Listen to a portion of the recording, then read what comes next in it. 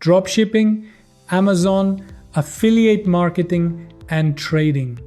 These are 4 routes I've actually tested myself, not theory, not something I read about. Here's what each one really demands and what it actually gives back. Dropshipping is the lowest barrier to entry of the 4. No inventory, no upfront stock risk. You only pay for a product once someone's already bought it from you. That's exactly why so many people try it first.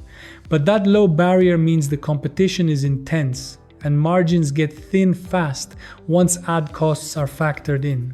The real skill isn't finding a product, it's testing fast, cutting losers quickly, and understanding your real numbers after fees, returns, and ad spend.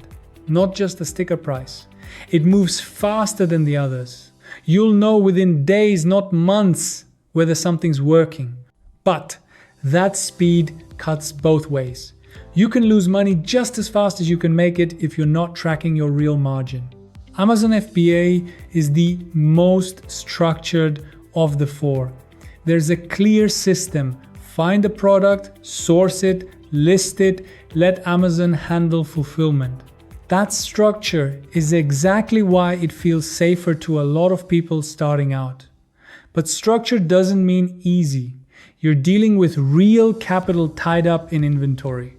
That structure is exactly why it feels safer to a lot of people starting out. But structure doesn't mean easy.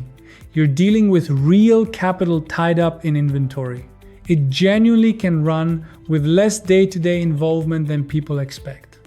The downside is the upfront risk. You're spending money before you know if it sells.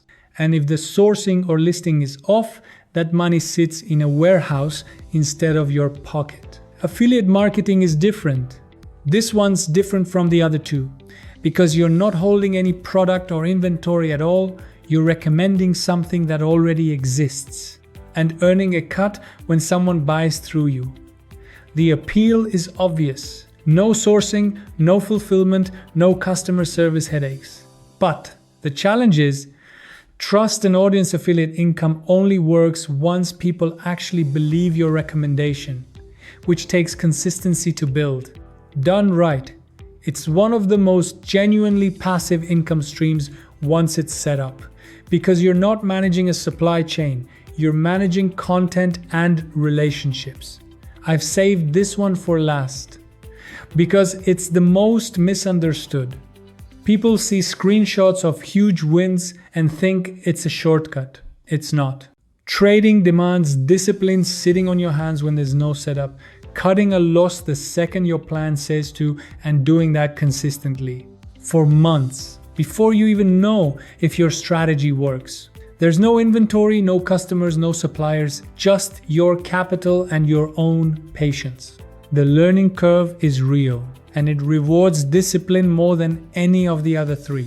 I'm not going to sit here and claim I'm an expert in all 4. Nobody genuinely is. What I can tell you is I've actually tested each of these myself. And out of everything out there, these 4 are the ones I keep coming back to as real working sources of passive and semi-passive income, not the trending nonsense. I'm also building something new right now, a fulfillment business to help people execute without doing it all themselves. More on that soon. If you want to follow along as I build it in real time, subscribe, and if any of these 4 interests you specifically, let me know in the comments.